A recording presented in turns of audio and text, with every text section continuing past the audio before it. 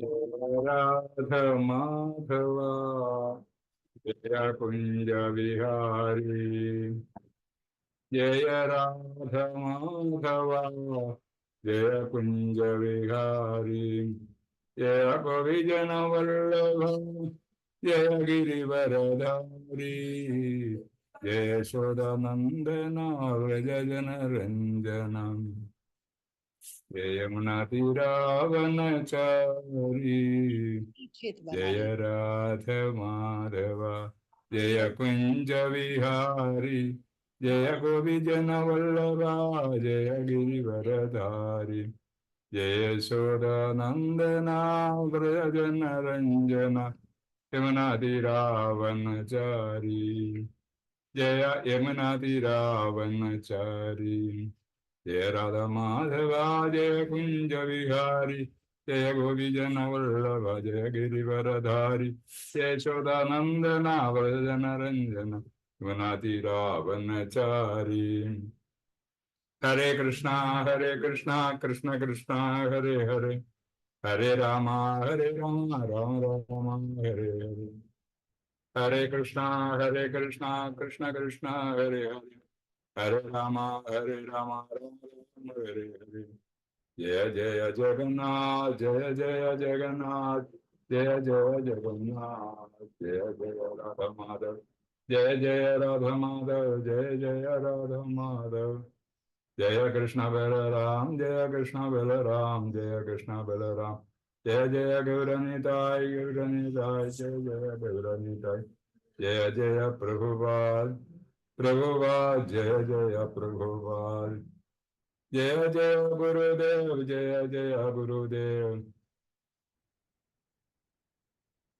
नमो ओम विष्णुपदाय कृष्णपृष्ठाय भूतले श्रीमते महाविष्णु गोस्वामी नमः नमो ओम विष्णुपदाय कृष्णपृष्ठाय भूतले श्रीमते महाविष्णु गोस्वामी नमः नमो ओम विष्णुपदाय कृष्णपृष्ठाय भूतले श्रीमते भक्ति वेदांत स्वामी नमः नमस्ते सारस्वते देवे गौरवाणी प्रदारिणी निर्विशेष शून्यवादी पाश्चात्य नमः ओम विष्णुपदाय कृष्णपृष्ठाय भूतले श्रीमते भक्ति वेदांत स्वामी नमः नमस्ते सारस्वते देवे गौरवाणी प्रदारिणी निर्विशेष शून्यवादी पाश्चात्य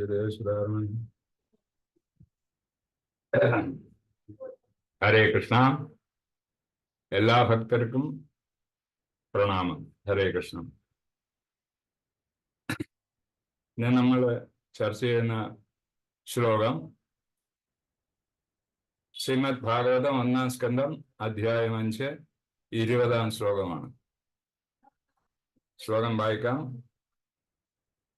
ഇദം ഹി വിശ്വം ഭഗവാനിവേദരോ യതോ ജഗസ്ഥാന നിരോധ സംഭവ തദ്ദി സ്വയം വേദ ഭവാംസ്തദാവിദേ പ്രദേശമാത്രം ഭവത പ്രദർശിതം.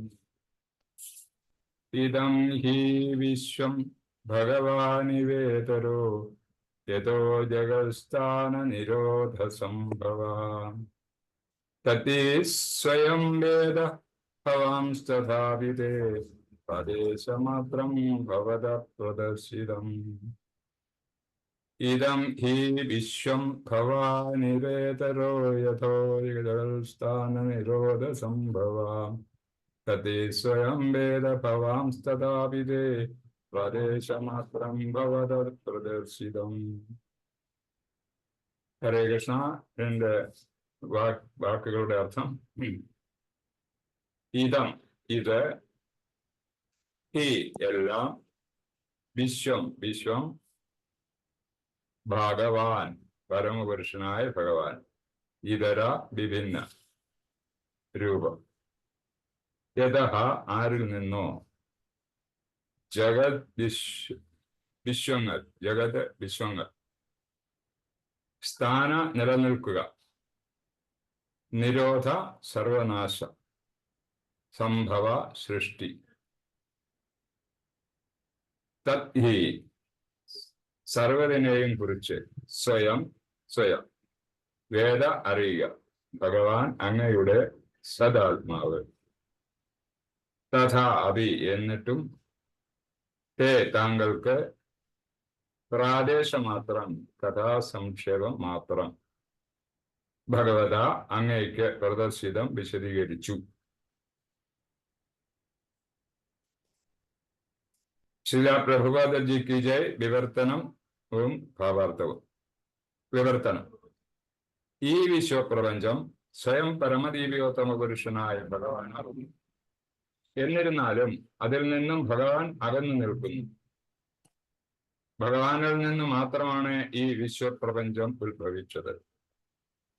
ഭഗവാനിലാണ് ഇത് നിലകൊള്ളുന്നത്. സർവനാശത്തിന് ശേഷം ഭഗവാനിലാണ് ഇത് വിലയം പ്രാപിക്കുന്നത്. ഭഗവാന് ഇവയെക്കുറിച്ചെല്ലാം അറിവുള്ളതാണല്ലോ. ഞാനൊരു സംഗ്രഹം നൽകി എന്നേ ഉള്ളൂ. ഭാവാർത്ഥം. ഒരു ശുദ്ധഭക്തന് മുകുന്ദതത്വം അഥവാ ശ്രീകൃഷ്ണ ഭഗവാൻ വ്യക്തികവും നിർവ്യക്തികവും ആകുന്നു. മുകുന്ദനിൽ നിന്നും ഉത്ഭവിച്ച ശക്തിയാകയാൽ അമൂർത്തക വിശ്വരൂപാവസ്ഥയും മുകുന്ദനാകുന്നു. ദൃഷ്ടാന്തമായി ഒരു വൃക്ഷം പൂർണ്ണ ആകാരവും നേരെ മറിച്ച് വൃക്ഷത്തിലെ ഇലകളും ശാഖകളും ഉപശാഖകളുമൊക്കെ ആ വൃക്ഷത്തിൽ നിന്നും ഉത്ഭവിച്ച ആ വൃക്ഷത്തിന്റെ തന്നെ അവിഭാജ്യ ഘടകങ്ങളുമാകുന്നു. വൃക്ഷത്തിന്റെ ഇലകളും ശാഖകളുമൊക്കെ വൃക്ഷം തന്നെയാകുന്നു. എന്നാൽ ആ വൃക്ഷം എന്നാൽ അതിന്റെ ഇലകളോ ശാഖകളോ ആകുന്നില്ല. വേദവീക്ഷണമെന്ന് സമ്പൂർണ്ണ വിശ്വസൃഷ്ടിയും വേദവീക്ഷണമെന്നത് സമ്പൂർണ്ണ വിശ്വസൃഷ്ടിയും ബ്രഹ്മമല്ലാതെ മറ്റൊന്നുമല്ല എന്നതാണ് അർത്ഥമാക്കുന്നത്. എന്തെന്നാൽ പരബ്രഹ്മത്തിൽ നിന്നും സർവ്വതും ഉത്ഭവിക്കയാൽ യാതൊന്നും ഭഗവാനിൽ നിന്നും വ്യത്യസ്തമല്ല. അതേപോലെ ആവശ്യ ഘടകങ്ങളായ ബാഹുക്കളെയും ഊരുക്കളെയും പാദങ്ങളെയും ഒക്കെ ശരീരമെന്ന് വിശേഷിപ്പിക്കാം. എന്നാൽ പൂർണ്ണ ശരീരത്തെയും ഏക ഘടകമായി വിവക്ഷിക്കുമ്പോൾ ബാഹുക്കളോ ഊരുക്കളോ മാത്രം പൂർണ്ണ ശരീരമാകുന്നില്ല. സനാതനത്വം, ധാരണാശക്തി, സൗന്ദര്യം എന്നിവയുടെ അതീന്ദ്രിയ സ്വരൂപം ഭഗവാനാകും. അപ്രകാരം ഭഗവത് സൃഷ്ടികൾ ഭാഗികമായി ശാശ്വതവും ജ്ഞാനസമ്പൂർണവും സൗന്ദര്യമുള്ളതായും കാണപ്പെടുന്നു. ബാഹ്യശക്തിയുടെ മായയുടെ സ്വാധീനത്തിൽ ബദ്ധാത്മാക്കൾ വശീകൃതരാകയാൽ ഭൗതിക പ്രകൃതിയുടെ കുരുക്കിൽ അകപ്പെട്ടിരിക്കുന്നു. ആദികാരണമായ ഭഗവാനെ കുറിച്ചുള്ള യാതൊരു ജ്ഞാനവും ഇല്ലായകയാൽ അവർ ഇതിനെ സർവസ്വമായി അംഗീകരിക്കുന്നു.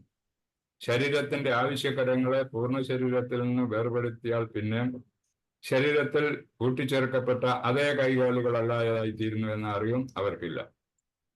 അതേപോലെ പരമദിവ്യോത്തമ പുരുഷനായ ഭഗവാന്റെ അതീന്ദ്രിയ പ്രേമയുത സേവനത്തിൽ നിന്നും വേർപെടുത്തപ്പെട്ട ഈശ്വരരഹിത സംസ്കാരം ഛേദിക്കപ്പെട്ട കൈകാലുകൾക്ക് സമാനമാണ്. അത്തരം അവിഭാജ്യ ഘടകങ്ങൾ കരങ്ങളും ചരണങ്ങളും പോലെയൊക്കെ ദൃശ്യമാകുമെങ്കിലും അവ ജഡമാണ്. ഭഗവത് ഭക്തനായ ശ്രീ വ്യാസദേവന് ഇത് സുഗ്രാഹ്യമാണ്. ആകയാൽ ഭൗതിക ബന്ധനത്തിന്റെ കുരുക്കിൽ അകപ്പെട്ട ബദ്ധാത്മാക്കൾ അദ്ദേഹത്തിൽ നിന്നും അഭ്യാസങ്ങൾ സ്വീകരിച്ച് പരമദിവ്യോത്തമ പുരുഷനായ ഭഗവാനെ ആദികാരണമായി മനസ്സിലാക്കാൻ ശ്രീ നാരദൻ ആ ആശയത്തെ വിപുലമായും സുവ്യക്തമായും വിശദീകരിച്ച് വർണ്ണിക്കാൻ വ്യാസദേവനെ വീണ്ടും ഉപദേശിച്ചു. വേദവീക്ഷണമനുസരിച്ച് ഭഗവാൻ സ്വാഭാവികമായി പരിപൂർണ ശക്തിമാനാണ്. ഭഗവാന്റെ പരമശക്തികളും സദാ ശ്രേഷ്ഠവും ഭഗവാനിൽ നിന്നും അഭിന്നവും സദൃശ്യവുമാകുന്നു. ആത്മീയവും ഭൗതികവുമായ ലോകങ്ങളും അവയുടെ പരിച്ഛേദങ്ങളുമെല്ലാം ഭഗവാന്റെ ആന്തരിക ബാഹ്യശക്തികളുടെ പ്രഭാവങ്ങളാണ്. ബാഹ്യശക്തി താരതമ്യേന അപ്രധാനവും അതേസമയം ആന്തരികമായി ശ്രേഷ്ഠവും ഉദാത്തവും ആകുന്നു. പരമശക്തി ജീവചൈതന്യമാകുന്നു. അതിനാൽ ആന്തരിക ശക്തി പരിപൂർണമായി അനന്യവും അഭിന്നവുമാകുന്നു. എന്നാൽ ബാഹ്യശക്തി നിഷ്ക്രിയമാകയാൽ ഭാഗികമായി അനന്യമാകുന്നു. എന്നാൽ ഈ ഇരു ശക്തികളും സർവശക്തികളുടെയും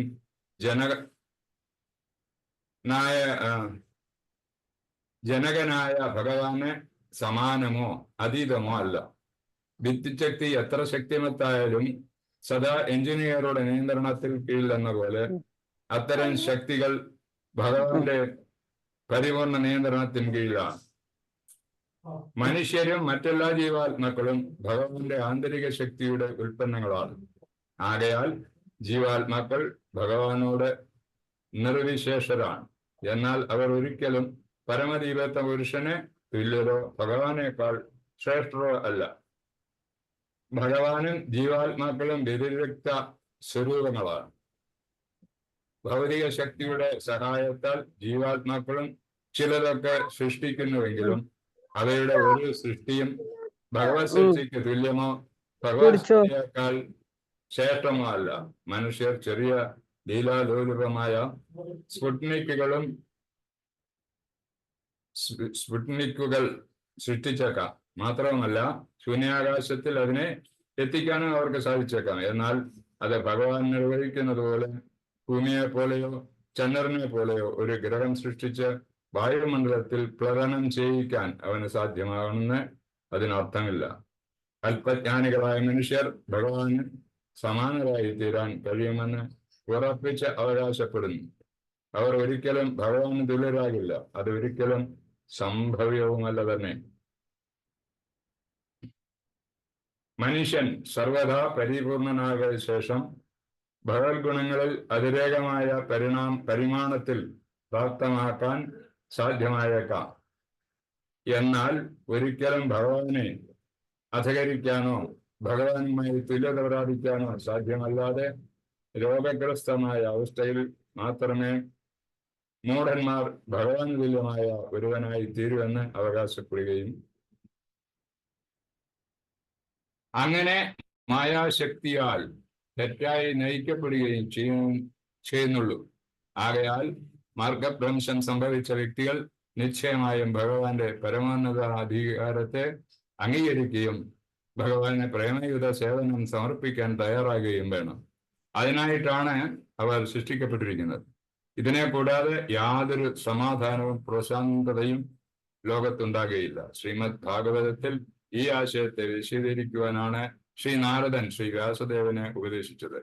ഭഗവത്ഗീതയിലും ഇതേ ആശയത്തെയാണ് വിവരിച്ചിരിക്കുന്നത്. ഭഗവാന്റെ പദാരവിന്ദങ്ങളിൽ പൂർണ്ണമായ അഭയം പ്രാപിക്കുക, സമർപ്പിക്കുക ഉത്തമ മനുഷ്യന്റെ ഏക വൃത്തി ഇതാണ്. ഹരേ കൃഷ്ണ.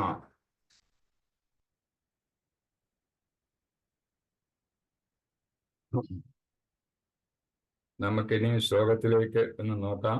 എങ്ങനെയാണ് ഇതിന്റെ എന്തൊക്കെയാണ് പറഞ്ഞിരിക്കുന്നത് എന്നുള്ള കാര്യങ്ങളൊക്കെ. ഓം അജ്ഞാനതിമിരാന്തസ്യ ജ്ഞാനാഞ്ജനശലാകയാ തച്ഛുരുമീലിതം യേന തസ്മൈ ശ്രീ ഗുരുവേ നമഃ.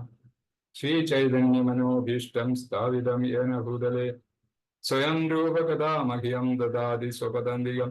വന്ദേഹം ശ്രീഗുരൂൻ ശ്രീയുതപദകമലം ശ്രീഗുരൂൻ വൈഷ്ണവഞ്ച ശ്രീരൂപം സകലജാതം സഹഗണ രഘുനാഥാന്വിതം തം സജീവ സദ്വൈതം സവധൂതം പരിജനസഹിതം കൃഷ്ണ ചൈതന്യദേവ ശ്രീരാധാകൃഷ്ണപാദാൻ സഹഗണ ലളിതാ ശ്രീവിശാഖാന്വിതം ച. ഹേ കൃഷ്ണ കരുണ സിന്ധോ ദീനബന്ധോ ജഗത്പദേ ഗോപേശ ഗോപികാകാന്ത രാധാകാന്ത നമസ്തുതേ. സപ്തകാഞ്ചന ഗൗരാംഗി രാധേ വൃന്ദാവനേശ്വരി വൃഷഭാനുസുതേ ദേവി പ്രണമാമി ഹരിപ്രിയേ. പഞ്ചാകൽപതരുഭ്യശ്ച കൃപാ സിന്ധുഭ്യോ ച പതിതാനാം പാവനേഭ്യോ വൈഷ്ണവേഭ്യോ നമോ നമഃ. ജയ ശ്രീകൃഷ്ണ ചൈതന്യ പ്രഭു നിത്യാനന്ദ ശ്രീ അദ്വൈത ഗദാധര ശ്രീവാസാദി ഗൗരഭക്തവൃന്ദ. ഹരേ കൃഷ്ണ കൃഷ്ണ കൃഷ്ണ ഹരേ ഹരേ. മോകം കരോതി വാചാലം പങ്കും ലങ്കായതേ ഗിരിയം യത് കൃപാ തമഹം വന്ദേ ശ്രീഗുരുൻ ദീനധാരണം പരമാനന്ദമാധവം ശ്രീ ചൈതന്യമീശ്വരം. ഹരേ കൃഷ്ണ. ഈ അധ്യായത്തിന്റെ പേര് നാരദന്റെ ശ്രീമദ് ഭാഗവത നിർദ്ദേശങ്ങൾ. നമ്മൾ ഈ അധ്യായത്തില് ഇന്ന് 20-ാം ശ്ലോകം വരെ എത്തിയിട്ടുണ്ട്. കഴിഞ്ഞ ശ്ലോകങ്ങളിലൊക്കെ നമ്മൾ കണ്ടു എന്താണ് പ്രശ്നങ്ങളൊക്കെ എന്നുള്ളത്. സർവശ്രേഷ്ഠനായ വ്യാസ മഹർഷി ഉണ്ടായ മാനസിക വ്യഥയെ തീർക്കാൻ വേണ്ടിയിട്ട് നാരദ മഹർഷി അവിടെ എത്തിച്ചേരുന്നു. വ്യാസമഹർഷിയുടെ ഗുരുവായ നാരദൻ അവിടെ എത്തിച്ചേർന്ന് രണ്ടുപേരും നിസ്സാരക്കാരല്ല, ഭഗവാന്റെ അവതാരങ്ങളാണ് രണ്ടുപേരും. അതുപോലെ തന്നെ രണ്ടുപേരും ശ്രേഷ്ഠ ഭക്തന്മാർ തന്നെയാണ്. അതുപോലെ എല്ലാ വേദ ഗ്രന്ഥങ്ങളും അതിനനുസരിച്ചുള്ള മറ്റ് ഗ്രന്ഥങ്ങളും അതിനെ വിശദീകരിക്കാൻ വേണ്ടിയിട്ടുള്ള മറ്റ് ഗ്രന്ഥങ്ങളും ഭഗവത്ഗീത തുടങ്ങിയ അല്ലെങ്കിൽ മഹാഭാരതം തുടങ്ങിയ ഗ്രന്ഥങ്ങളൊക്കെ രചിച്ച കഴിഞ്ഞിട്ടും അദ്ദേഹത്തിന് സംതൃപ്തി ഉണ്ടാകാതിരിക്കുന്ന സമയത്താണ് നാരദൻ വരുന്നത്. അപ്പൊ അദ്ദേഹത്തിന്റെ വേദ മാറ്റി തീർക്കാൻ വേണ്ടി പറഞ്ഞു കൊടുക്കുന്ന കാര്യങ്ങളൊക്കെ കേട്ട് നമ്മൾ കഴിഞ്ഞ ശ്ലോകങ്ങളിൽ ഭഗവാന്റെ ഭക്തിവിധ ഭഗവത് സേവനങ്ങൾ, ഭഗവാന്റെ ലീലകളെ പറ്റി വിവരണിക്കാത്തതുകൊണ്ട്, ഭഗവാന്റെ ലീലകളും ഐശ്വര്യങ്ങളെ പറ്റി വിവരിക്കാത്ത ഗ്രന്ഥങ്ങളായതിനാൽ അദ്ദേഹത്തിന് ഉണ്ടായ വ്യഥ, മാനസികമായ പ്രയാസം അതാണെന്നും ഇനി എഴുതാൻ പോകുന്ന ഗ്രന്ഥം ഭഗവാന്റെ സകലവിധ കാര്യങ്ങളും, അതായത്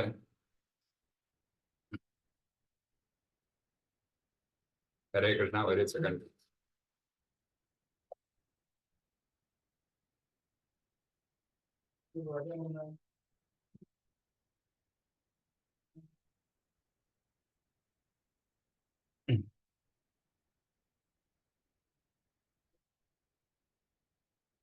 ഹരേ കൃഷ്ണ.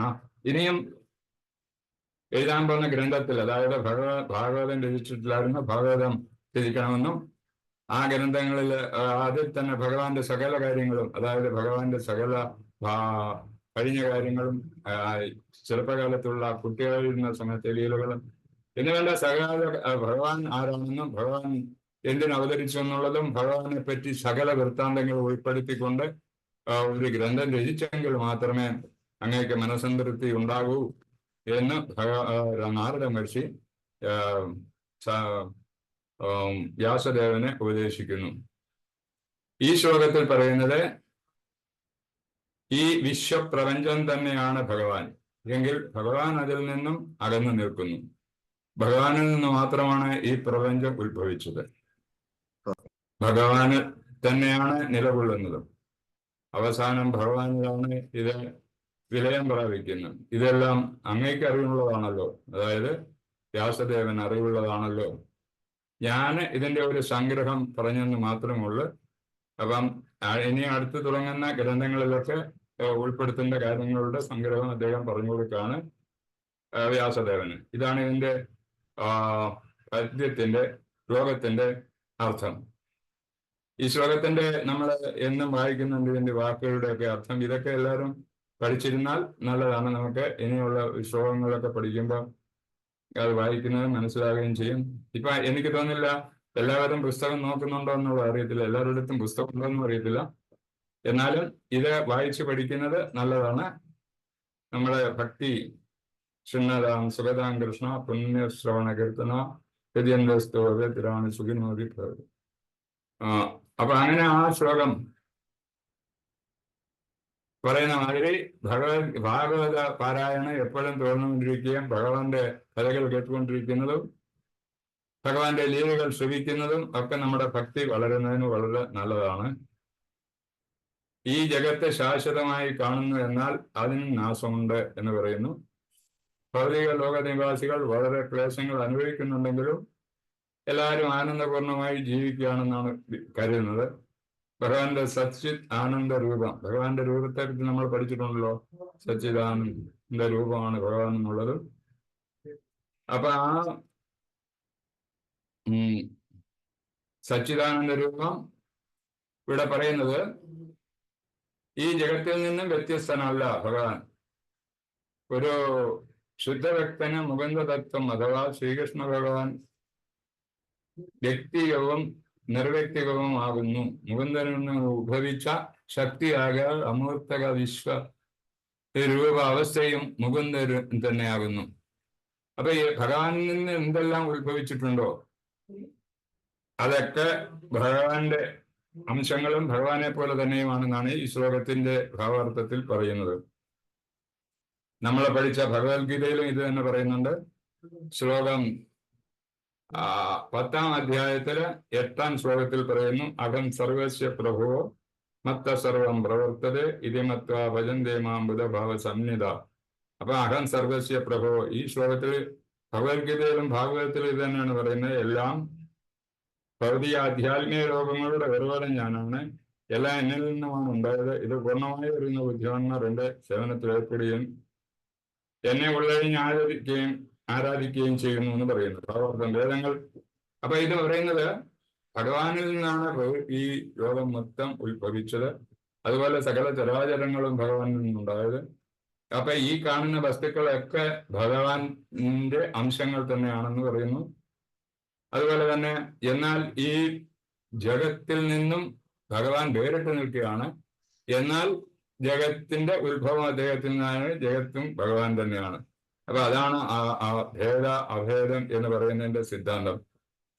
ഭേദം, ഭഗവാൻ ഈ ലോകത്തിലോട് ചേർന്ന് നിൽക്കുന്നില്ലെങ്കിലും അതിനാണ് ഭേദമുണ്ടെന്ന് പറയുന്നത്. പക്ഷെ അത് വ്യത്യസ്തനാണെന്ന് പറയുന്നു.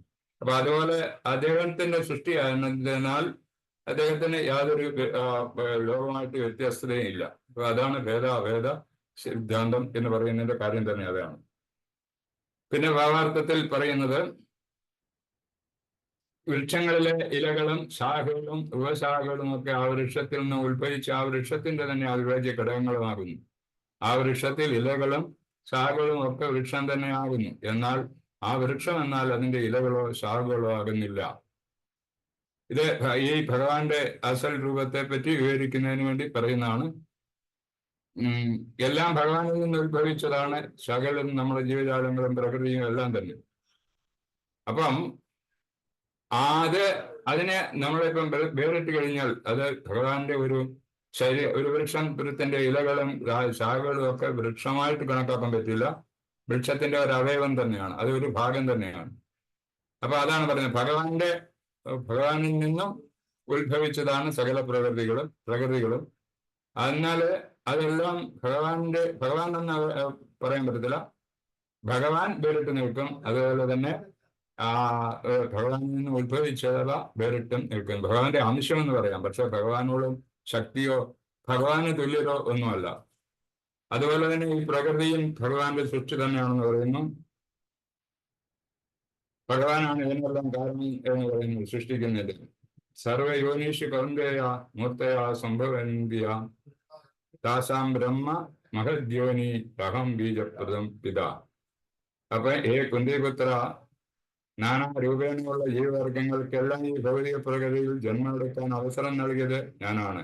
അവയുടെ ബീജപ്രദാതാവായ പിതാവും ഞാൻ തന്നെയാണ് എന്ന് പറഞ്ഞാൽ ഈ ബ്രഹ്മാണ്ടം എല്ലാം സൃഷ്ടിച്ചത് ഭഗവാനാണ്. ഭഗവാനിൽ തന്നെയാണ്. ഭഗവാനില്ലെങ്കിൽ പ്രകൃതിയില്ല. ഇപ്പൊ പ്രകൃതിയും എല്ലാം ഭഗവാന്റെ സൃഷ്ടി തന്നെയാണ്. ഇവിടെ ഉള്ള വസ്തുക്കളൊക്കെ സൃഷ്ടിച്ചിരിക്കുന്നത് ഭഗവാനാണ്. ആ സൃഷ്ടിയുടെ കാര്യങ്ങളൊക്കെ നമ്മൾ പണ്ട് പഠിച്ചിട്ടുള്ളതാണ്. നേരത്തെ കഴിഞ്ഞ ശ്ലോകങ്ങളൊക്കെ പഠിച്ചിട്ടുള്ളതാണ്. അതിന് ഭഗവാന്റെ 3 രൂപങ്ങളുണ്ടെന്നും 3 ഭഗവാന്റെ 3 ഭാവങ്ങളായിട്ട് വേർതിരിയുന്നതും ഓരോ സ്ഥലത്ത് വസിക്കുന്നതും, അതുപോലെ തന്നെ സൃഷ്ടി ആരൊക്കെയാണ് നടത്തുന്നത്, ഈ സകല പ്രപഞ്ചത്തിന്റെ സൃഷ്ടി നടത്തിയിരിക്കുന്നത് കാരണോദകശായി വിഷ്ണു എന്ന് പറയുന്ന ഭഗവാന്റെ ഒരു വിസ്തരണം തന്നെ. കാരണസാഗരത്തിൽ ശയിച്ചുകൊണ്ട് അദ്ദേഹമാണ് സകല പ്രപഞ്ചത്തിന്റെയും സൃഷ്ടി, കോടാനുകോടി പ്രപഞ്ചങ്ങൾ സൃഷ്ടിച്ചിരിക്കുന്നത് കാരണോദകശായി വിഷ്ണുവാണ്. അതിനുശേഷം ഗർഭോദകശായി വിഷ്ണുവായിട്ട് മാറി അവിടെ ഓരോ ബ്രഹ്മാണ്ടങ്ങൾക്കും ഓരോ ബ്രഹ്മാവിനെയും അതുപോലെ തന്നെ ബ്രഹ്മാവിനെ സൃഷ്ടി ചെയ്യാനുള്ള സൗകര്യങ്ങൾ ഉണ്ടാക്കി കൊടുക്കുന്ന ഗർഭോദകശായി വിഷ്ണുവാണ്. നമ്മളിതെല്ലാം നേരത്തെ പഠിച്ചിട്ടുള്ളതാണ്. അതേപോലെ ക്ഷീരോദകശായി വിഷ്ണു 3ാമത്തെ രൂപം അല്ലെങ്കിൽ വിസ്തരണം ക്ഷീരോദകശായി വിഷ്ണുവാണ്. ക്ഷീരോദകശായി വിഷ്ണു ക്ഷീരസാഗരത്തിൽ ശയിച്ചുകൊണ്ട് എല്ലാവരുടെയും ആത്മാവ് പരമാത്മ രൂപത്തിൽ എല്ലാവരുടെയും ഹൃദയങ്ങൾ വസിക്കുന്ന വിഷ്ണുവാണ് ക്ഷീരോദകശായി വിഷ്ണു. അപ്പൊ അങ്ങനെ 3 വിഭാഗത്തിലുള്ള വിഷ്ണുക്കൾ മുഖേനയാണ് ഈ ലോകം സൃഷ്ടിച്ചിരിക്കുന്നതും പ്രവർത്തിച്ചിരിക്കുന്നു. അതുപോലെ തന്നെ അതിനുശേഷം ഇത് നാശിക്കുന്നു. നമ്മുടെ ജഗത്ത് ഇതിനെന്താ നമ്മൾക്ക് കാണുന്നുണ്ടോ? കാണുമ്പോൾ അത് എപ്പോഴും നിലനിൽക്കുന്നതാണെന്ന് നമുക്ക് തോന്നുന്നുണ്ടോ? അത് മായാൽ തോന്നുന്ന കാര്യമാണ്. പക്ഷെ അത് അങ്ങനെയല്ല. അതിനും നാശമുണ്ട്. ജഗത്തിന് മൊത്തം നാശം ഉണ്ടാകും. ആ ജഗത്തിന്റെ നാശം സംഭവിപ്പിക്കുന്നതും ഭഗവാൻ അതിന്റെ ഒരു വിസ്തരണം വിസ്തരണമായ ശിവൻ ഭഗവാൻ തന്നെയാണ്.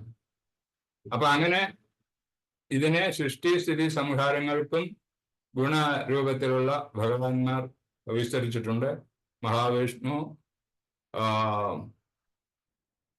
ശിവഭഗവാൻ, അതുപോലെ തന്നെ ബ്രഹ്മാവ് സൃഷ്ടിക്കുന്നു, വിഷ്ണു നിലനിർത്തുന്നു, അതായത് സംരക്ഷിക്കുന്നു, ശിവഭഗവാൻ അതിനെ എല്ലാ സമയത്ത് നശിപ്പിക്കുന്നു. ഈ നശിപ്പിച്ചിട്ട് വീണ്ടും ഭഗവാനിൽ ലയിപ്പിക്കുകയാണ് ഈ പ്രപഞ്ചം.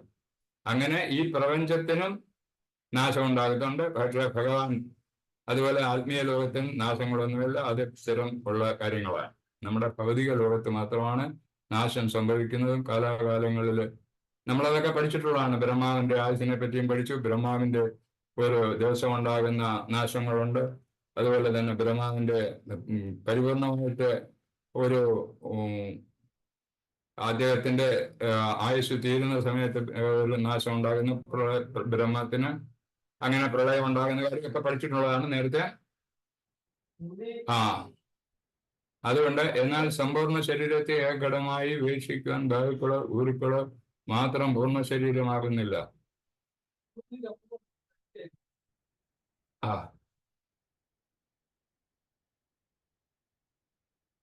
ഇതിന്റെ ഓരോ ഭാഗത്തെ എടുത്ത് ഭഗവാൻ അല്ലെങ്കിൽ ആ ശരീരമാണെന്ന് നമുക്ക് പറയാൻ പറ്റത്തില്ല. ഓരോ ഭഗവാന്റെ അംശങ്ങൾ തന്നെ എല്ലാം.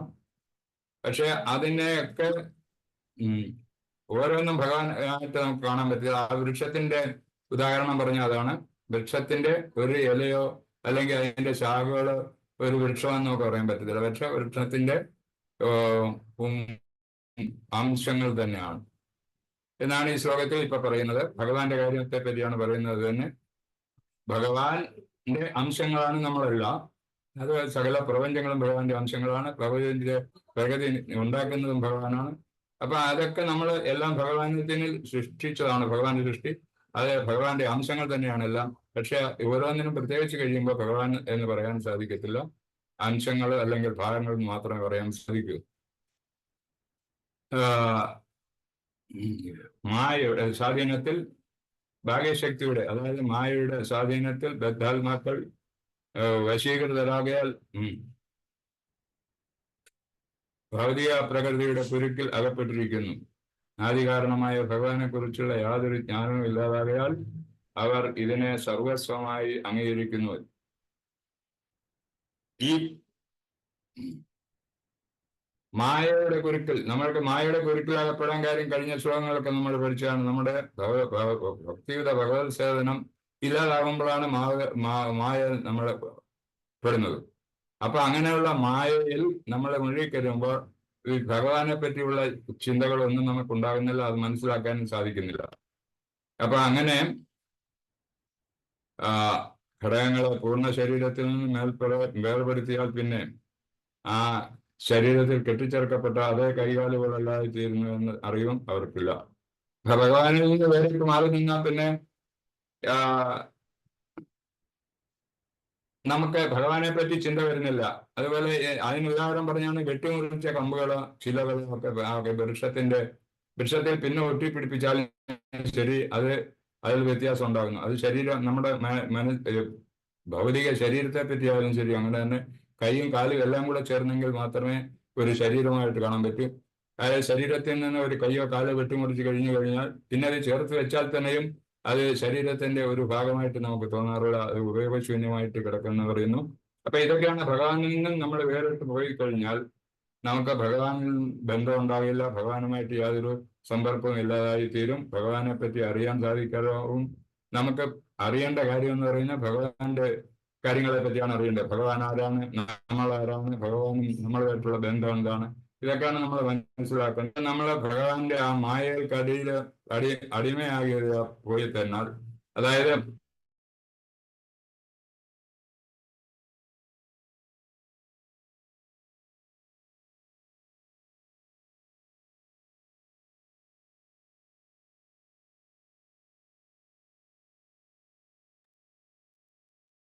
ഹരേ കൃഷ്ണ പ്രഭു, കേൾക്കാൻ പറ്റുന്നില്ല.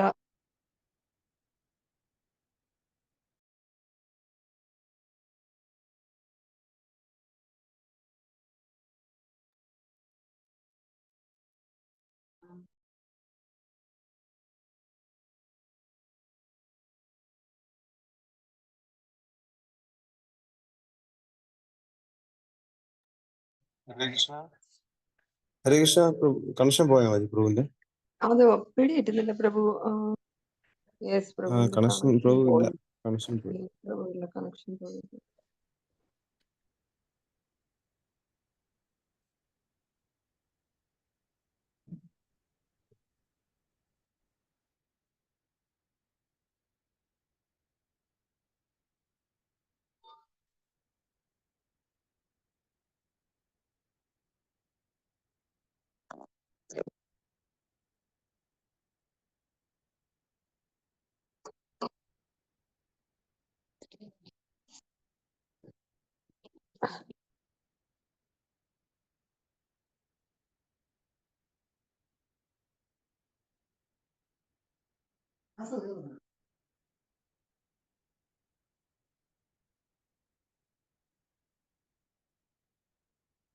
ഹരേ കൃഷ്ണ, പരമാൻ പ്രഭു നമ്പർ എന്തെങ്കിലും ഉണ്ടോ പ്രഭുവിന്റെ?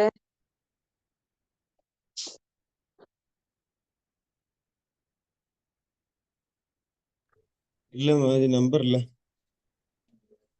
ഹരേ കൃഷ്ണ മാജി, നമ്പർ ഇല്ല മാജി. ഓക്കെ പ്രഭു, നമുക്കൊന്ന് വെയിറ്റ് ചെയ്ത് നോക്കാം. പ്രഭുവിന് എന്തെങ്കിലും നെറ്റ്വർക്ക് ഇഷ്യൂ ആണോ എന്ന് അറിയില്ല. ഞാനൊന്ന് ഐശ്വര്യ മാജിയെ കോൺടാക്ട് ചെയ്ത് നോക്കട്ടെ. ഹരേ കൃഷ്ണ.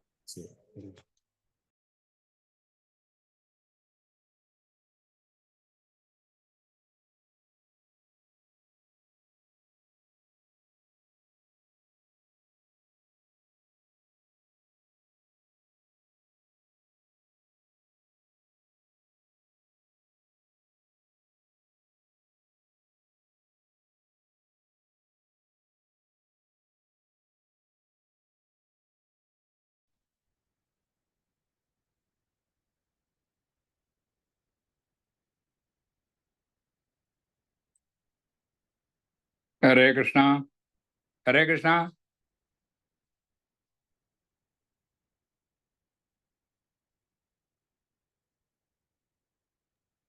ഹരേ കൃഷ്ണ, കേൾക്കാം ബ്രോ. ഹരേ കൃഷ്ണ. ഹരേ കൃഷ്ണ, കേൾക്കാം ബ്രോ, കേൾക്കാം പ്രഭു. ഇത് കറണ്ട് നെറ്റ് പോയായിരുന്നു ഇവിടെ. മനസ്സിലായി ബ്രോ, മനസ്സിലായി. ഞാൻ എവിടെ വരെ പറഞ്ഞെന്ന് അറിയാവോ? ഒത്തിരി നേരമായി നെറ്റ് പോയിട്ട്. ഞാൻ ഇത് കൊണ്ടുവരട്ടെ. പത്മനാഭ ഗുരു ഗുരു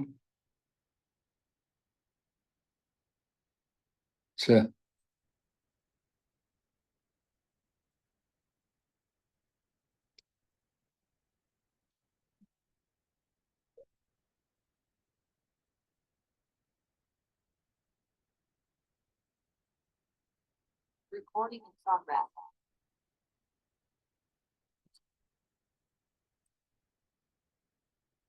ഹരേ കൃഷ്ണ, ഹരേ കൃഷ്ണ പ്രഭു, കേക്കാവോ? ഇല്ല. പ്രഭു കേൾക്കാം. പ്രഭു കേൾക്കാം. ഞാൻ ഒന്ന് ഐശ്വര്യ മാജി വിളിച്ചു നോക്കിയതാ പ്രഭുവിനെ കോൺടാക്ട് ചെയ്യാൻ വേണ്ടിട്ട്. ഓക്കെ പ്രഭു.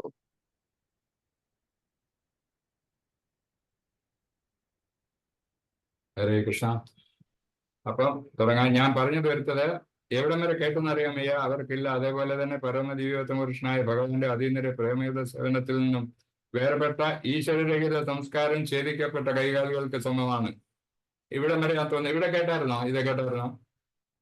നമ്മുടെ ശരീരത്തെ കൈകൾ വെട്ടിമുറിച്ച് കഴിഞ്ഞ് കൈകാലുകൾ വെട്ടിമുറിച്ച്. ഹരേ കൃഷ്ണ, കേട്ടു. അവിടെ വരെ കേട്ടായിരുന്നോ? കേട്ടു. അവ ജഡമാണ്. ഭഗവത് ഭക്തനായ ശ്രീ വ്യാസദേവന് ഇത് സുഗ്രാഹ്യമാണ്. ഇതെല്ലാം വ്യാസദേവൻ അറിയാം. നമ്മുടെ നാരദ മഹർഷി ഇങ്ങനെ വ്യാസദേവൻ ഓരോന്ന് പറഞ്ഞു കൊടുത്തുകൊണ്ടിരിക്കുകയാണ്. എങ്ങനെ പുതിയ ഗ്രന്ഥം രചിക്കണം എന്നുള്ളതിനെ പറ്റി. അപ്പൊ അതിന് ഒരു ഉദാഹരണമൊക്കെ പറഞ്ഞതാണ്, നമ്മുടെ ശരീരത്തെ അവയവങ്ങൾ വെട്ടിമുറിച്ച് മാറ്റിക്കഴിഞ്ഞാൽ പിന്നെ അതിന് യാതൊരു പ്രയോജനമില്ല, അത് ജഡങ്ങളാണെന്നാണ് പറയുന്നത്. അപ്പൊ ഇതെല്ലാം അറിയുന്ന കാര്യമാണ് വ്യാസദേവന്. വ്യാസദേവനും സാധാരണപ്പെട്ട വ്യക്തിയല്ലല്ലോ. അദ്ദേഹം ഈ എല്ലാ സൃഷ്ടികളും, അതായത് വേദങ്ങളും സാഹിത്യങ്ങളും ഒക്കെ തന്നെ എല്ലാം രചിച്ചു കഴിഞ്ഞ ആളാണ്. അദ്ദേഹത്തിന് ഇത് മനസ്സിലാകും. പക്ഷെ അദ്ദേഹത്തിന്റെ ഗുരു എന്ന നിലയിൽ നാരദൻ അദ്ദേഹത്തെ ഉപദേശിച്ചു കൊടുക്കുകയാണ്. ഇനി രചിക്കുന്ന ബുക്കുകളിൽ, അതായത് രചിക്കുന്ന ഗ്രന്ഥങ്ങളിൽ ഇതുമായ ഭഗവാന്റെ കാര്യങ്ങളായിരിക്കണം വിവരിക്കേണ്ടത്. സാധാരണ ജനങ്ങൾക്ക് മനസ്സിലാക്കാനും സാധാരണ ജനങ്ങൾക്ക് ഭഗവാനോട് അടുപ്പിക്കാനും വേണ്ടുന്ന ഒരു ഗ്രന്ഥം, ഭഗവാനുമായിട്ടുള്ള ബന്ധം വേർപെട്ടു പോകാതെ ഭഗവാനുമായിട്ട് എന്നും നിലനിൽക്കുന്ന ഒരു ഗ്രന്ഥമാണ് വേണ്ടത്. അതിന് വേണ്ടുന്ന കാര്യങ്ങളാണ് അദ്ദേഹം പറഞ്ഞു കൊടുക്കുന്നത്. നാരദൻ തന്നെ പറയുന്നത്, ഇത് ഞാനൊരു സംഗ്രഹം പറഞ്ഞതേ ഉള്ളൂ, താങ്കൾക്ക് ഇതെല്ലാം അറിയാവുന്നതാണല്ലോ. അടുത്ത ഗ്രന്ഥത്തിൽ ഇതെല്ലാം ചേർത്ത് വേണം എഴുതേണ്ടത് എന്ന് പറഞ്ഞു കൊടുക്കുന്നു ഗുരു എന്ന നിലയിൽ. വേദവീക്ഷണം അനുസരിച്ച് ഭഗവാൻ സ്വാഭാവികമായി പരിപൂർണ ശക്തിയാണ്. ഭഗവാന്റെ പരമശക്തികളും സദാ ശ്രേഷ്ഠവും ഭഗവാനിൽ നിന്നും അഭിന്നവും സദൃശവുമാകുന്നു. ആത്മീയവും ഭൗതികവുമായ ലോകങ്ങളും അവയുടെ പരിസരങ്ങളും എല്ലാം ഭഗവാന്റെ ആന്തരിക ഭാഗ്യശക്തികളുടെ പ്രഭാവങ്ങളാണ്. ഇത് ഭഗവത്ഗീതയിലും പറയുന്നുണ്ടല്ലോ, ബ്രഹ്മസംഹിതയിലും പറയുന്നു, ഈശ്വര പരമകൃഷ്ണ സച്ചിദാനന്ദ വിഗ്രഹ നാദരാജ ഗോവിന്ദ സർവകാരണ കാരണം. എല്ലാ കാരണങ്ങളുടെയും കാരണം ഭഗവാൻ തന്നെയാണ്. ഈ വിശ്വപ്രപഞ്ചം സൃഷ്ടിച്ചിരിക്കുന്ന ഭഗവാനുടെ സൃഷ്ടിയെപ്പറ്റി ഞാൻ പറഞ്ഞു കഴിഞ്ഞു. അതെല്ലാം അപ്പൊ അതിനെപ്പറ്റി ആണ് പറയുന്നത്. അങ്ങനെ നാരദന് ഇതെല്ലാം ഉപദേശിച്ചു കൊടുത്തുകൊണ്ടിരിക്കുകയാണ്. ഭാഗ്യശക്തികളുടെ പ്രഭാവങ്ങളാണ് ഭാഗ്യശക്തി. താരതമ്യേന അപ്രധാനവും അതേസമയം ആന്തരികമായി ശ്രേഷ്ഠവും ഉദാത്തവുമാകുന്നു. അപ്പൊ ശക്തിയെപ്പറ്റി നമ്മുടെ ഭഗവാൻ ഉള്ള ശക്തി മൂന്ന് തരം ശക്തികളുണ്ട് ഭഗവാന്. ആന്തരികമായ ശക്തി, ബഹിരംഗ ശക്തി, അതുപോലെ തന്നെ തടസ്ഥ ശക്തി. തടസ്ഥ ശക്തിയിൽ നമ്മളെല്ലാം ഉൾപ്പെടുന്ന ആ തടസ്ഥ ശക്തിയുടെ ഉൽപ്പന്നങ്ങളാണ് നമ്മളെ ഭൗതികമായിട്ടുള്ളതെല്ലാം ബഹിരംഗ ശക്തിയുടെ ഉൽപ്പന്നങ്ങളും, അതുപോലെ തന്നെ ആന്തരികമായ ശക്തിയുടെ ഉൽപ്പന്നങ്ങളാണ് ഭഗവത് ലോകം, അതായത് ആധ്യാത്മിക ലോകം. ഇതൊക്കെ നമ്മൾ നേരത്തെ പഠിച്ചിട്ടുള്ളതാണ്. ആന്തരിക ശക്തി പരിപൂർണമായ അനന്യവും അഭിന്നവുമാകുന്നു. ഭഗവാന്റെ തന്നെ ശക്തിയാണ് ആന്തരിക ശക്തി. അനന്യവും അഭിന്നവുമാകുന്നു. എന്നാൽ ഭാഗ്യശക്തി നിഷ്ക്രിയമാകയാൽ ഭാഗികമായി അനന്യമാകുന്നു. അത് ഭാഗികമായിട്ടേ ഉള്ളത് ഭഗവാനുമായിട്ട് ബന്ധപ്പെടുന്നു. അത് എന്നാലും ഭഗവാന്റെ ശക്തി തന്നെയാണ്. ഇപ്പൊ ഈ ഭാഗ്യശക്തിയും ഭഗവാൻ തന്നെയാണ് നിയന്ത്രിക്കുന്നത്. ഈ ഇരു ശക്തികളും സർവശക്തികളുടെയും ജനകനായ ഭഗവാന് സമാനമോ അതീതമോ അല്ല. വിദ്യുച്ഛക്തി എത്ര, അതിന് ഉദാഹരണം പറയുന്നത്, വിദ്യുച്ഛക്തി എത്ര ശക്തിമത്തായാലും സദാ എഞ്ചിനീയറുടെ നിയന്ത്രണത്തിന് കീഴിലാണെന്ന പോലെ അത്തരം ശക്തികൾ ഭഗവാന്റെ പരിപൂർണ നിയന്ത്രണത്തിനാണ്. ഈ ശക്തികളൊക്കെ പ്രവർത്തിക്കുന്നത് ഭഗവാന്റെ നിയന്ത്രണത്തിൽ തന്നെയാണ്. ഭഗവാന് തുല്യമല്ല ഈ ശക്തികളൊന്നും, ഭഗവാനെ കാട്ടിൽ അതീതവുമല്ല. എല്ലാം ഭഗവാൻ എന്ത് പറയുന്നോ, ഭഗവാൻ എന്ത് വിചാരിക്കുന്നോ അത് മാത്രമേ ഈ ശക്തി, രണ്ട് വിധത്തിലുള്ള ശക്തികൾ, ആന്തരിക ശക്തി ആയാലും ശരി, ഭാഗ്യശക്തി ദുർഗാദേവിയാണ് നമ്മുടെ ഭൗതിക ലോകത്തിലുള്ള ശക്തി. അതാണ് ഭാഗ്യശക്തി എന്ന് പറയുന്നത്. ആന്തരിക ശക്തി ആത്മീയ ലോകത്തിലുള്ളതും ഇതൊക്കെ തന്നെ നിയന്ത്രിക്കുന്നത് ഭഗവാൻ തന്നെയാണ്. അതിന് ഉദാഹരണം പറഞ്ഞിരിക്കുന്നത്, ഒരു വിദ്യുച്ഛക്തി പല വിധത്തിൽ ഉപയോഗിക്കുന്നുണ്ട്. ആ വിദ്യുച്ഛക്തിയുടെ പ്രവാഹം പല വിധത്തിലാണ്. 1000 kV ഉള്ളതുണ്ട്, 100 kV ഉള്ളതുണ്ട്. അങ്ങനെ പല വിധത്തിൽ ആ ലൈനിന്റെ പവർ ഇത്രമാത്രം കറണ്ട് പോകുന്നുണ്ട്. പക്ഷെ ഇതൊന്നും സ്വതന്ത്രമല്ല. എപ്പം എഞ്ചിനീയർ സ്വിച്ച് ഓഫ് ചെയ്താൽ ഈ കറണ്ട് എല്ലാം അവിടെ നിൽക്കും. അതേമാതിരി ഭഗവാന്റെ ഈ ശക്തികളും പ്രവർത്തിക്കുന്നത് ഭഗവാൻ പറയുന്നത് അനുസരിച്ചായിരിക്കും. ഭഗവാന്റെ നിയന്ത്രണത്തിലാണ് ഇതെല്ലാം. ഈ ലോകം തന്നെ ചലിക്കുന്നതും ഭഗവാന്റെ നിയന്ത്രണത്തിലാണ്. ഭഗവാനാണ് എല്ലാം നിയന്ത്രിക്കുന്നത്. നമ്മളൊന്ന് ആലോചിച്ച് നോക്കൂ. കോടിക്കണക്കിന് ഗ്രഹവ്യൂഹങ്ങൾ, കോടിക്കണക്കിന് നക്ഷത്രങ്ങൾ, ഇതെല്ലാം നമ്മുടെ ഈ വിശാലമായ പ്രപഞ്ചത്തിന് ചുറ്റിക്കറങ്ങിക്കൊണ്ടിരിക്കുകയാണ്. എത്രയോ കിലോമീറ്റർ സ്പീഡിൽ. അതൊന്നും കൂട്ടിമുട്ടാതെയും അതിന്റെ യഥാഭ്രമണത്തിൽ നിന്ന് മാറാതെയും കൊണ്ട് നടക്കുന്നത് ഭഗവാന്റെ ആ ഏറ്റവും ശക്തിമത്തായ അദ്ദേഹത്തിന്റെ ആന്തരിക ശക്തികളാണ്. അപ്പൊ ആ ഭഗവാൻ എത്ര ശ്രേഷ്ഠനാണെന്നുള്ളത് നമുക്കറിയാമല്ലോ. ഭഗവാനെ നമുക്ക് വിവരിക്കാൻ അനന്തനും പോലും സാധിക്കില്ലെന്നാണ് പറയുന്നത്. അപ്പൊ അതുകൊണ്ട് നമ്മളെല്ലാം ഭഗവാനിൽ തന്നെ എപ്പോഴും ഉറച്ചു നിൽക്കണം. ഭഗവാനിൽ നിന്ന് വേർവിട്ട് പോകാൻ പാടില്ല. വേർവിട്ട് പോയി കഴിഞ്ഞാൽ നമ്മളെല്ലാം ജഡങ്ങളായി മാറുമെന്നാണ് പറയുന്നത്. ഇപ്പം നമുക്ക് ഭഗവാനിൽ ശ്രമിച്ചുകൊണ്ടിരിക്കുകയാണ് നമ്മളെ ഭഗവാന്റെ അടുത്ത് കൊണ്ടുപോകാൻ വേണ്ടി. ഗോലോക വൃന്ദാവനത്തിൽ ഭഗവാന്റെ അടുത്ത് നമ്മളൊക്കെ ചെന്ന് അദ്ദേഹവുമായിട്ട് സഹകരിക്കണം, അല്ലെ അദ്ദേഹത്തിന്റെ സേവ ചെയ്യണം എന്നുള്ള ഉദ്ദേശം അദ്ദേഹത്തിനുണ്ട്. അതുകൊണ്ട് ഏതവസരത്തിലും ഭഗവാന്റെ ചിന്ത എപ്പോഴും ഭഗവാനെ ഓർക്കുക, ഒരിക്കലും മറക്കാതിരിക്കുക. ഇതാണ് നമ്മുടെ സിദ്ധാന്തം. അതുപോലെ നമ്മുടെ സ്വരൂപം അത് തന്നെയാണ്, ഭഗവാന്റെ സേവ ചെയ്യുക. അപ്പൊ അതുകൊണ്ട് ഭഗവാനിൽ തന്നെ നിൽക്കണമെന്നുണ്ടെങ്കിൽ എപ്പോഴും ഭക്തിയുത ഭഗവത് സേവനം ചെയ്തുകൊണ്ടേയിരിക്കുക. പിന്നെ മനുഷ്യരും അടുത്ത പാരഗ്രാഫിൽ തുടങ്ങുന്നത് മനുഷ്യരും മറ്റുള്ള ജീവാത്മാക്കളും ഭഗവാന്റെ ആന്തരിക ശക്തിയുടെ ഉൽപ്പന്നങ്ങളാണ്. ആകയാൽ ജീവാത്മാക്കൾ ഭഗവാനോട് നിർവിശേഷരാണ്. എന്നാൽ അവർ ഒരിക്കലും പരമദൈവത്തിന് തുല്യരോ ഭഗവാനേക്കാൾ ശ്രേഷ്ഠരോ അല്ല. ഭഗവാനും ജീവാത്മാക്കളും വ്യതിരിക്ത സ്വരൂപങ്ങളാണ്. അപ്പൊ ഇവിടെ പറയുന്ന ഇതാണ്, ഭഗവാനും ഉൽപ്പന്നങ്ങൾ തന്നെയാണ്, അംശങ്ങൾ തന്നെയാണ് നമ്മളെല്ലാം മനുഷ്യരൊക്കെ തന്നെ. അത് നമ്മൾ പഠിച്ചിട്ടുണ്ടോ? ഒരു തീപ്പൊരി, ഒരു തീക്കട്ടയിൽ നിന്നും വേർപെടുന്ന ഒരു തീപ്പൊരി മാതിരിയാണ് നമ്മൾ. അതായത് വെറും ഒരു അണുവാണ് നമ്മൾ. അതുപോലെ തന്നെ വിഭുവാണ് ഭഗവാൻ. ഇതെല്ലാം നമ്മൾ പഠിച്ചിട്ടുള്ളതാണ്. അണുവും വിഭുവായിട്ടുള്ള വ്യത്യാസം എന്തുമാത്രം ഉണ്ടെന്നുള്ള അറിവുകൾ ഭഗവാന്റെ സകല ഗുണങ്ങളും നമുക്കുണ്ട്. എന്നാൽ ഭഗവാന്റെ ആ ഗുണങ്ങളുടെ വെറും അണു മാത്രമാണ് നമ്മൾ. അപ്പൊ നമ്മളും ഭഗവാനും ഒന്നാന്ന് പലരും പറയുന്നുണ്ട്. അത് ഭഗവാനെ അതുകൊണ്ട് ഞാനും ഭഗവാനായി തീരും, അല്ലെ കൃഷ്ണനാണ് ഞാനെന്ന് പറഞ്ഞ് പലരും നമ്മുടെ ഭാഗവതത്തിൽ തന്നെ പഠിച്ചിട്ടുണ്ട്. പലരും ഭഗവാന്റെ വേഷം കെട്ടി നടന്ന കാര്യങ്ങളും അതൊക്കെ പഠിച്ചിട്ടുള്ളതാണ്, കേട്ടിട്ടുള്ളതാണ്. അപ്പൊ അതുകൊണ്ട് പറയുന്നത് നമ്മളെ ഭഗവാന്റെ സൃഷ്ടി തന്നെയാണ്, ഭഗവാന്റെ ശക്തിയാലാണ് നമ്മൾ ഉണ്ടായിരിക്കുന്നതെങ്കിലും ഭഗവാനോട് നമ്മൾ ഒരിക്കലും വളർന്നിട്ടില്ല, അല്ലെങ്കിൽ നമുക്ക് അതിൻ്റെതായുള്ള ശക്തിയില്ല. അപ്പൊ ഭഗവാനും നമ്മളും തമ്മിൽ വളരെ വ്യത്യാസമുണ്ട്. ചിലരൊക്കെ സൃഷ്ടിക്കുന്നെങ്കിൽ അത് അതിന് ചിലര് ഇവിടെ നമ്മുടെ ചന്ദ്രഗ്രഹത്തിൽ പോകാനും അതിനൊക്കെ നമ്മൾ ഉണ്ടാക്കുന്നുണ്ടല്ലോ മിഷനുകൾ, യന്ത്രങ്ങൾ. അപ്പൊ അതാ പറയുന്നത്, മനുഷ്യനും ഭഗവാനെ പോലെ ചിലരൊക്കെ സൃഷ്ടിക്കുന്നുണ്ടെങ്കിലും അവയുടെ ഒരു സൃഷ്ടിയും ഭഗവത് സൃഷ്ടിക്ക് തുല്യമോ ഭഗവത് സൃഷ്ടിയേക്കാൾ ശ്രേഷ്ഠമോ അല്ല. മനുഷ്യർ ചെറിയ ലീലാലോലുപമായ സ്പുട്നിക്ക് സൃഷ്ടിച്ചേക്കാം, മാത്രമല്ല ശൂന്യാകാശത്തിൽ അതിനെ എത്തിക്കുകയും ചെയ്തേക്കാം, അവർക്ക് സാധിക്കും. എന്നാൽ അത് ഭഗവാൻ നിർവഹിക്കുന്ന പോലെ ഭൂമിയെയോ ചന്ദ്രനെ പോലെയോ ഒരു ഗ്രഹം സൃഷ്ടിച്ച് വായുമണ്ഡലത്തിൽ പ്ലവനം ചെയ്യിക്കാൻ അവന് സാധ്യമാണെന്ന് അർത്ഥമാക്കുന്നില്ല. ഇതുപോലുള്ള കണ്ടുപിടുത്തങ്ങളൊക്കെ നമ്മുടെ ശാസ്ത്രജ്ഞന്മാർ ചെയ്യുന്നുണ്ട്. ഭൗതികമായ ശാസ്ത്രം വികസിപ്പിച്ചിട്ട്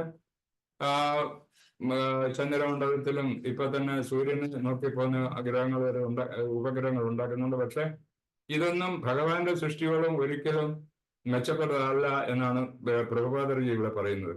ഒരിക്കലും നമുക്ക് അങ്ങനെയുള്ള ഭഗവാന് തുല്യമായിട്ടുള്ള ഒരു പ്രവൃത്തിയും ഒരു ജീവാത്മാവിനും ചെയ്യാൻ സാധിക്കില്ല എന്ന് പറയുന്നുണ്ട്.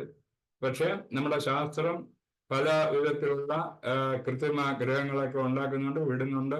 ചിലതൊക്കെ അവിടെ നശിക്കുന്നുണ്ട്, ചിലത് രക്ഷപ്പെടുന്നുണ്ട്. പക്ഷെ എങ്കിലും ഭഗവാനോടും ഭഗവാൻ എത്രമാത്രം ശ്രേഷ്ഠമായ കൃത്യങ്ങൾ ചെയ്തിട്ടുണ്ടോ, ഇതുവരെ നമ്മുടെ കൃത്രിമ ഉൽപാദനങ്ങളൊക്കെ മൃഗങ്ങൾ ചെയ്യുന്നുണ്ട്, ഉണ്ടാക്കുന്നുണ്ട്.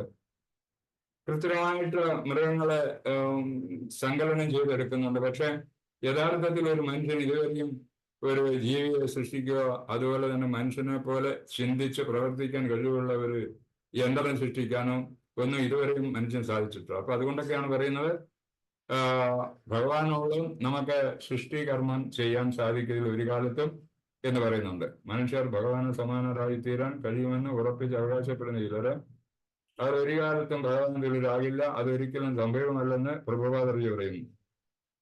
സർവദാ ഭഗവത് ഗുണങ്ങൾ അതിരേകമായ പരിണാമത്തിൽ പ്രാപ്തമാക്കാൻ സാധ്യമായേക്കാം. ഭഗവാന്റെ ഗുണമുള്ളത് കൊണ്ട് നമുക്കും ചിലതൊക്കെ പ്രാപ്തമാക്കാൻ സാധിച്ചേക്കാം. എന്നാൽ ഒരിക്കലും ഭഗവാനെ അധികരിക്കാനോ ഭഗവാനുമായി തുല്യത പ്രാപിക്കുവാനോ സാധ്യമല്ല തന്നെ. എത്ര ശാസ്ത്രം പുരോഗമിച്ചാലും ശരി, ഭഗവാന് തുല്യരാകാൻ നമുക്ക് സാധിക്കില്ല എന്നാണ് ഈ ശ്ലോകത്തിന്റെ വിവർത്തനത്തിൽ നമ്മുടെ പ്രഭുപാദർജി നമ്മളോട് പറഞ്ഞു വരുന്നത്. രോഗഗ്രസ്തമായ അവസ്ഥയിൽ മാത്രമേ മൂഢന്മാർ ഭഗവാന് തുല്യമായ ഒരുവനായി തീരുമെന്ന് അവകാശപ്പെടുകയും അങ്ങനെ മായാശക്തിയാൽ തെറ്റായി നയിക്കപ്പെടുകയും ചെയ്യുന്നുള്ളൂ.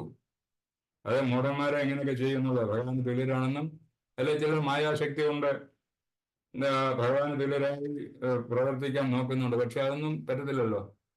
അതാർക്കും സാധ്യമാകില്ല എന്ന് പ്രഭുപാദജി തീർത്തു പറയുന്നുണ്ട് ഇതിനകത്ത്. മാർഗപ്രവംശം സംഭവിച്ച വ്യക്തികൾ നിശ്ചയമായും ഭഗവാന്റെ പരമോന്നത അധികാരത്തെ അംഗീകരിക്കുകയും ഭഗവാന് പ്രേമയുത സേവനം സമർപ്പിക്കാൻ തയ്യാറാകുകയും വേണം. എത്ര മാർഗപ്രവംശം സംഭവിച്ചിട്ടുള്ളവരായാലും ശരി, നമ്മുടെ യഥാർത്ഥ ബോധത്തിൽ അവരെത്തണം. ഈശ്വരനെ നിശ്ചയമായും ഭഗവാന്റെ പരമോന്നത അധികാരത്തെ അംഗീകരിച്ചുകൊണ്ട് ഭഗവാന് പ്രേമയുത സേവനം, അതായത് ഭക്തിയുത സേവനം ചെയ്യാൻ സാധിക്കണം അവരെ കൊണ്ട് എന്നാണ് പറയുന്നത്. എത്ര വഴിപിടിച്ച് പോയിട്ടുള്ളവരോ അതിന് ഭഗവാൻ തന്നെ അവർക്ക് സഹായം ചെയ്തു കൊടുക്കും. അപ്പൊ എത്ര വഴിപിടിക്കാന്ന് പറഞ്ഞാൽ ഈശ്വര വിചാരമില്ലാതെ താന്തോന്നികളായി ജീവിക്കുന്ന പലരും ഈ ലോകത്തുണ്ട്. അപ്പൊ അവരൊക്കെ മാറി ഭഗവത് ഭക്തിയുടെ സേവനത്തിൽ മുഴുകണം എന്ന് പ്രഭുപാദർജി പറയുന്നു. ഭഗവാന് പ്രേമയുടെ സേവനം സമർപ്പിക്കാൻ തയ്യാറാകുകയും വേണം. അതിനായിട്ടാണ് അവർ സൃഷ്ടിക്കപ്പെട്ടിരിക്കുന്നത്. അപ്പൊ ഇതാണ് നമ്മുടെ ശരിയായ സ്വരൂപം, നമ്മുടെ ഡ്യൂട്ടി എന്താണെന്നുള്ളതാണ് പ്രഭുപാദർജി ഈ വാക്യത്തിൽ പറയുന്നത്. അതിനായിട്ടാണ് അവർ സൃഷ്ടിക്കപ്പെട്ടിട്ടുള്ളത്. അവരെ ഇവിടെ ഭൂജാതരാക്കിയിരിക്കുന്നത് തന്നെ ഭഗവാന്റെ പ്രേമയുത ഭഗവത് സേവനം ചെയ്യാൻ വേണ്ടിയിട്ടാണെന്നാണ് പറയുന്നത്. അതായത് ഭഗവാന്റെ ഭക്തിയുത സേവനം, ഭഗവാന്റെ ദാസരായി ജീവിക്കാൻ പ്രാപ്തരാകണം. ഭഗവാനെ എപ്പോഴും നമ്മൾ ഭഗവാനിൽ നിന്ന് വിട്ടുപോകാൻ പാടില്ല. ഭഗവത് പ്രേമയുത സേവനം സമർപ്പിക്കാൻ തയ്യാറാക്കുകയും വേണം എന്നവർ പറയുന്നത്. അതിനായിട്ടാണ് അവർ സൃഷ്ടിക്കപ്പെട്ടിരിക്കുന്നത്. ഇതിനെ കൂടാതെ യാതൊരു സമാധാനവും പ്രശാന്തവും ലോകത്തുണ്ടാകുകയില്ല. അപ്പം ഇന്ന് ലോക സമാധാനത്തിന് വേണ്ടി പല സംഘടനകളും പ്രവർത്തിക്കുന്നുണ്ട്. പക്ഷെ ഇത്രയും വർഷമായിട്ടും ഒരു സമാധാന പ്രിയരായിട്ടൂടെ നമ്മുടെ ലോകത്തിലുള്ളവരെ മാറ്റാൻ ഇവർക്ക് കഴിഞ്ഞിട്ടില്ല. ലോക സംഘടനകളൊക്കെ ഉണ്ട് ഇന്ന് ഇവിടെ. ഇപ്പൊ നമുക്കറിയാം റഷ്യയിലും അതുപോലെ തന്നെ ഇസ്രായേലും അവിടെയൊക്കെ യുദ്ധങ്ങൾ നടന്നുകൊണ്ടിരിക്കുക. ഹമാസ് എന്നും വിവിധ രൂപത്തിലുള്ള നാമങ്ങളിൽ യുദ്ധം അങ്ങോട്ടും ഇങ്ങോട്ടും നടന്നുകൊണ്ടിരിക്കുന്നത്. ഇതിന്റെയൊക്കെ കാരണം എന്താണെന്ന് വെച്ചാൽ നമ്മളൊക്കെ പ്രത്യേകം രാജ്യത്ത് ജനിച്ചവരാണെന്നും പ്രത്യേകം ഈ ജനിച്ച നാടാണ് നമ്മുടെ പ്രധാനമായിട്ടുള്ളതെന്നും ഒക്കെ ചിന്തിക്കുന്നുണ്ടാണ്. സകല ലോകാസമസ്ത സുഖിനോ ഭവന്തു എന്നുള്ള ചിന്ത നമുക്കുണ്ടായാൽ, അതായത് എല്ലാ ലോകവും നമ്മളുടേതാണെന്നും ഈ ലോകത്തിൽ വസിക്കുന്നവരെല്ലാം ഈശ്വരന്റെ സന്തതികളാണെന്നും നമുക്ക് ആ വിചാരം ഉണ്ടാകുകയാണെങ്കിൽ ഈ യുദ്ധങ്ങളോ അന്യായങ്ങളോ ഒന്നും നടക്കുകയില്ല. അതുപോലെ തന്നെ നമ്മുടെ സമൂഹത്തിലുണ്ടാകുന്ന അനീതികൾ, അത് എൻ്റെ മകനാണ് അല്ല ഇതെന്റെ സഹോദരനാണ് എന്നുള്ള വിചാരത്തില് നമുക്ക് പലരും ചെയ്തു കൂട്ടുന്നുണ്ട്. അപ്പൊ അത് കാണുമ്പോൾ വേറൊരുത്തന്നെ കൊല ചെയ്തിട്ട് എന്നാൽ പോലും അത് നമുക്ക് വേണ്ടവരാണെങ്കിൽ അതിന് തെറ്റ് കാണാതിരിക്കുക, അവരെ സംരക്ഷിക്കുക. ഇപ്പൊ പല പ്രവർത്തികളും നമ്മൾ പത്രങ്ങളിലൊക്കെ കാണുന്നുണ്ടല്ലോ, അതേമാതിരി. അപ്പൊ ഇതെല്ലാം ഒരേ അച്ഛന്റെ മക്കള്, അതായത് ഭഗവാന്റെ സന്തതികളാണ് ഇതെല്ലാം എന്ന ബോധം ഏത് കാലത്തുണ്ടാകുന്നു അപ്പൊ നമുക്ക് ശാന്തിയും സമാധാനവും കിട്ടുമെന്നാണ് ഭഗവാൻ പ്രഭുപാദജി പറയുന്നത്. കഴിഞ്ഞ ഒരു ശ്ലോകത്തിന്റെ ഭാവാർത്ഥത്തിൽ അദ്ദേഹം പറഞ്ഞിരുന്നു, നമ്മള് ജനിക്കുന്ന ഭൂപ്രദേശം നമ്മുടെ സ്വന്തമാണെന്ന് വിചാരിക്കുന്നു. അത് തെറ്റായ കാര്യമാണെന്നാണ് പറയുന്നത്. കാരണം നമ്മൾ ഏതെല്ലാം ഭാഗത്ത് ജനിച്ചിട്ടുണ്ടെന്ന് നമുക്കറിയത്തില്ല. നമ്മുടെ ആത്മാവ് ഇങ്ങനെ നടക്കുന്ന സമയത്ത് എവിടെയെല്ലാം ഈ 84 ലക്ഷം ജീവവർഗങ്ങളിലും നമുക്ക് ശരീരം സ്വീകരിക്കേണ്ടതായിട്ട് വരുന്നു. അപ്പൊ സ്വീകരിച്ചിരിക്കുന്ന ആസ്ട്രേലിയയിലെ ഒരു ശരീരം നമുക്ക് സ്വീകരിച്ചിരിക്കാം, അല്ലെ റഷ്യയിലെ ഒന്ന് സ്വീകരിച്ചിരിക്കാം. അതിപ്പോ നമ്മളെ ഇങ്ങനെ ആത്മാവ് ഒരിക്കലും ആത്മാവിന് നാശമില്ലല്ലോ. ആത്മാവിന് നാശമില്ലാത്ത കാരണത്താൽ പല വിധത്തിലുള്ള ശരീരം നമ്മൾ സ്വീകരിക്കപ്പെടുന്നു. അത് ഭാരതത്തിൽ നിന്നില്ല, റഷ്യയിൽ നിന്നില്ല, ഇറ്റലിയിൽ നിന്നില്ല, അല്ലെങ്കിൽ അമേരിക്ക. അപ്പൊ ആ കാരണത്താൽ ഈ നമ്മളെ കാണിക്കുന്ന സ്വാർത്ഥത, നമ്മൾ ജനിച്ച നാളാണ് നമ്മുടെ സ്വന്തം എന്ന് പറയുന്നത് തെറ്റാണെന്നും അത് ആ ഒരു ചിന്ത നമ്മുടെ നിന്ന് എപ്പോൾ മാറുന്നു അപ്പോഴേ നമുക്ക് ലോകശാന്തി ഉണ്ടാകും എന്നുള്ളതും പ്രഭുപാദർജി കഴിഞ്ഞ ഒരു ശ്ലോകത്തിന്റെ ഭാവാർത്ഥത്തിൽ പറഞ്ഞിരുന്നു.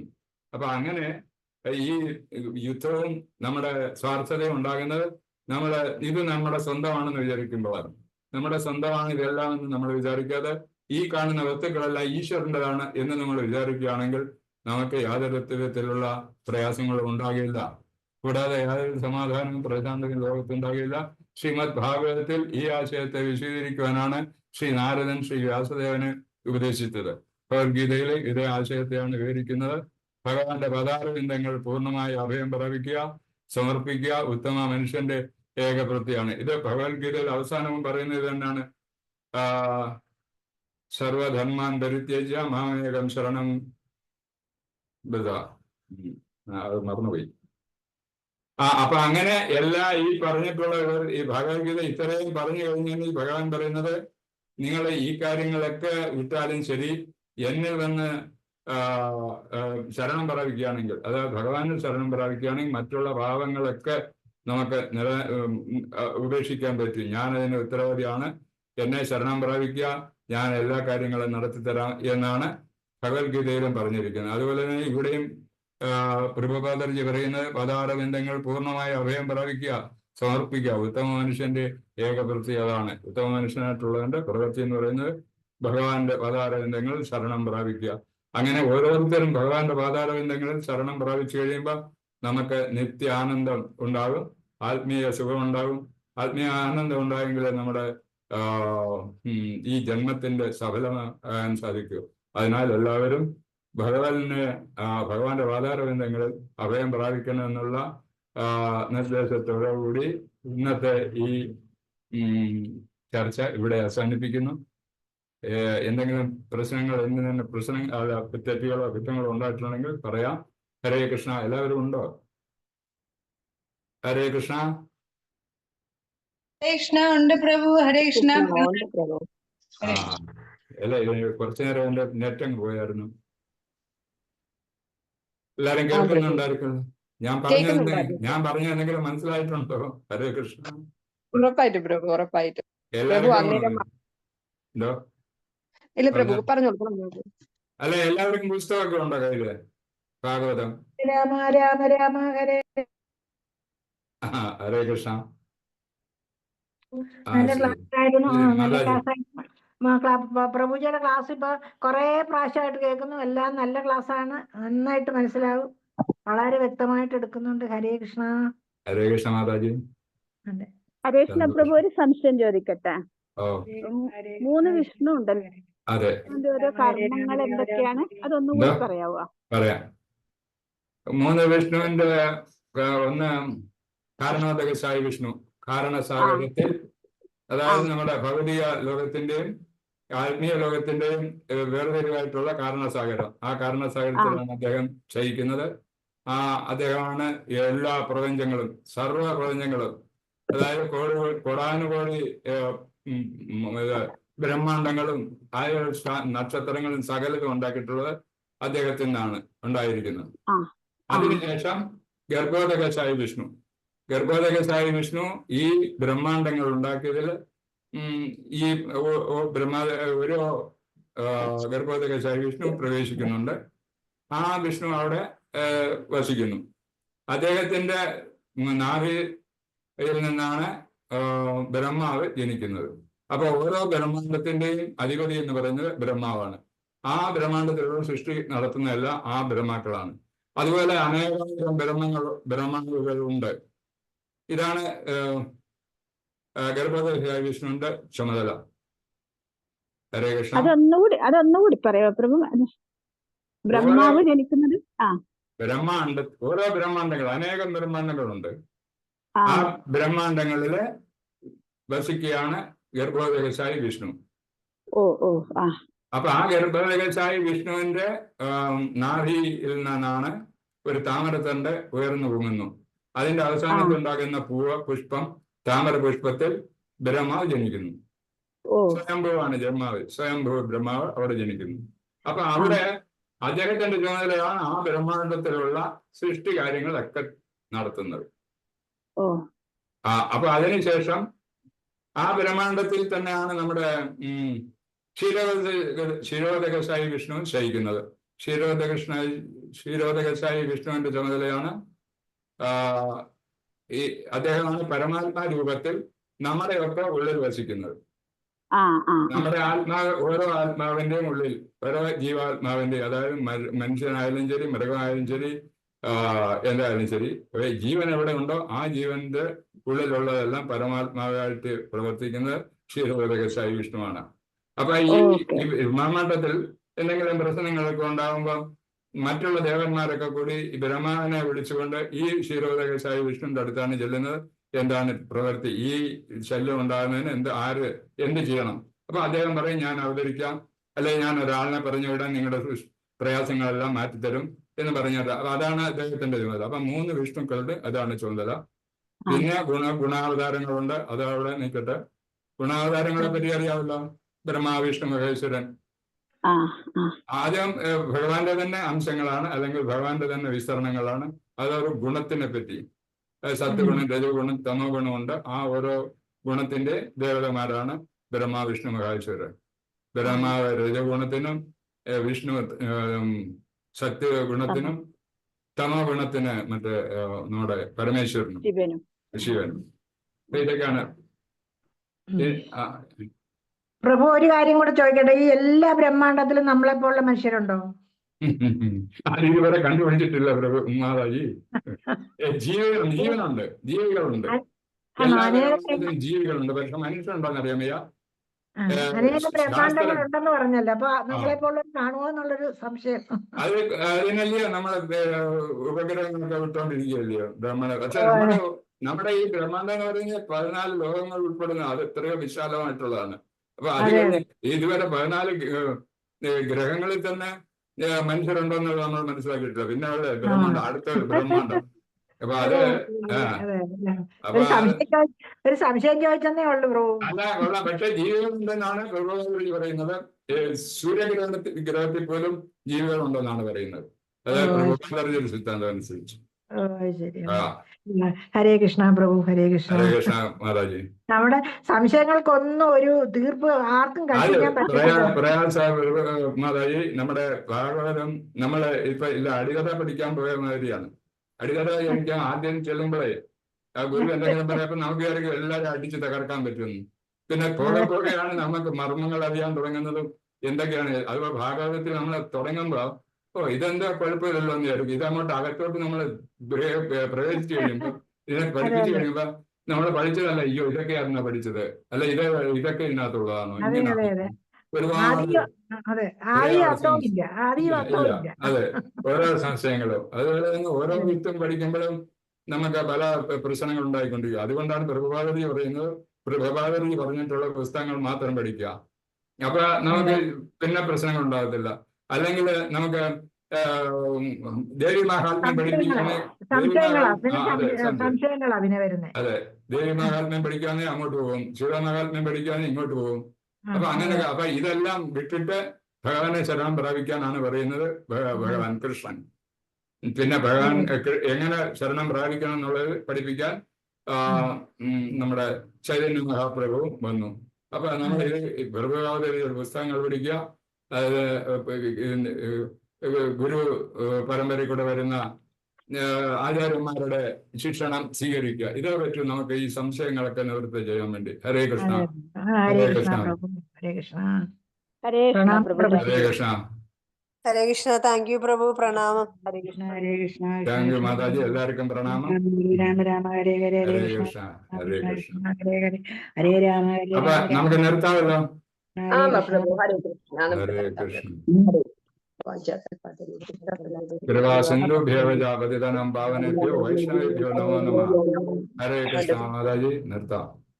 ഹരേ കൃഷ്ണ. എല്ലാവർക്കും പ്രണാമം. എല്ലാവർക്കും പ്രണാമം. ഐശ്വര്യ മാതാജി ഇങ്ങ് വന്നില്ലയോ? ഇല്ല പ്രഭു, എത്തിയിട്ടില്ല. മായപ്പൂർ നിൽക്കുന്നേ ഉള്ളൂ മാതാജി. മായപ്പൂരിലാന്നു. പേര് മാതാജി ഇപ്പൊ നിൽക്കാം. ഓക്കെ പ്രഭു. ഹരേ കൃഷ്ണ. Thank U.